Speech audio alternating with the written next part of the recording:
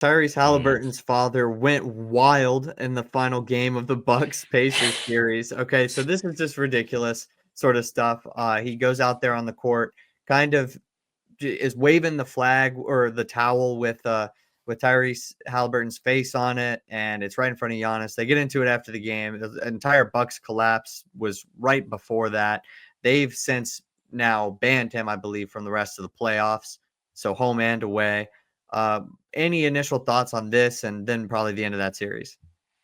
Yeah, I maybe want to give my initial thoughts on this first. I think it's so funny what his defense was. Like he was Yes, like, I was seeing right through Giannis, like he wasn't screaming directly in his face. Like that whole argument just like was so like no one bought that for a second. And I think that the TNT crew wrapped it up pretty well when they were doing their broadcast on it immediately. Besides Shaq, obviously Shaq wants to be like the different guy every single time, but I mean, he was arguing that fans do it all the time, but like fans don't step on the court the way Tyrese Halliburton's dad did, and I think that you'd get a little bit more grace as the parent of somebody's like your son playing basketball as one of the best players on that team. You get a little bit more grace if that was naturally accepted by the whole league as fans doing that, but it isn't. He definitely was on his worst behavior and just like screaming at Giannis and saying like profane things to him, and Giannis commented it on the post game. Like there was nothing, no bad blood between him and Tyrese, but like it was completely too far. And even Tyrese Halliburton would like stepped in and said, "My dad went too far." So I that was think probably that the just worst part of it. yeah, for sure. Yeah, Tyrese Haliburton having to say something after the game. Giannis had a pretty good response to it post game.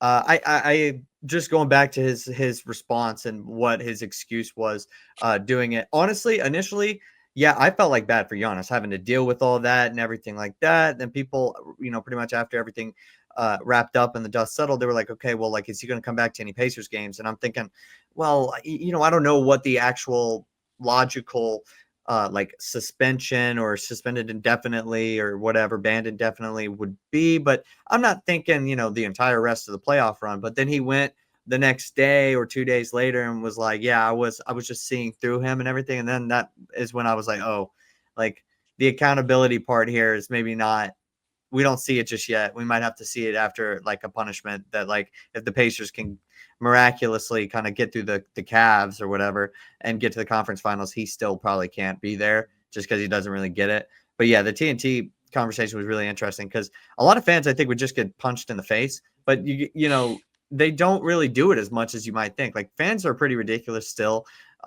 in their own right, but going out on the court post game like that, it's really just media and family. And even then, like not everybody's family can get to the court that quickly to the point where the Bucks players are still walking off. So I thought that part of it was interesting. No, 100%. And then just touching on the end of the series, I think that it kind of just fell apart for the Bucks as soon as Dame got injured, which I mean, even before that, they were blowing leads and Gary Trent Jr. was fumbling over the basketball. So it just felt like it wasn't the Bucks series, which is a little unfortunate because I will hand up maybe didn't know ball a little bit there with kind of riding off the Pacers. But even then, I said it was going to be a tough series and don't discount the Pacers. But I just thought that with Dame coming back and everything surrounding the Bucks, having Giannis back from last year, where the Bucks had taken them to six last year, even without Giannis playing. I thought that the Bucks would just be a little bit too much and have the experience and everything. But I was wrong on that hand up. The Pacers took care of business in five.